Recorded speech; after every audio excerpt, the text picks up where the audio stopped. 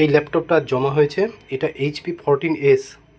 এটা 2020 সালে একবার একটা SSD আমার কাছে এসেছিলো ল্যাপটপটা নিয়ে। তো 120 GB আমি লাগিয়ে দিয়েছিলাম। তারপরে কাস্টমার খুব হ্যাপি ছিল। এখন আবার 4 বছর পর এসে বলছে যে 120 GB SSD খুব কম হয়ে যাচ্ছে, সেক্ষেত্রে ক্যাপাসিটিটা বাড়াতে হবে আর একটু স্পিডও বাড়লে ভালো হয়।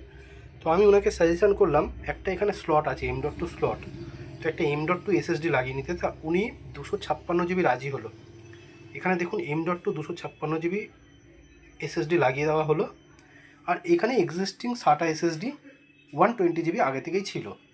তো 120 GBর সঙ্গে 256 GB SSD আরও অ্যাড করা হলো। সঙ্গে আগে 4 GB র্যাম ছিল DDR4, এখন আর একটা 4 GB অ্যাড করা হলো। টোটাল সিস্টেমটা এখন 8 GB র্যাম হলো আর 512 GB SSD ক্যাপাসিটি হলো। তো মনে হচ্ছে এখন সিস্টেমটা ইনস্টল করলে ওনার রিকোয়ারমেন্ট ফুলফিল হবে। ভিডিওটা দেখার জন্য অশেষ ধন্যবাদ।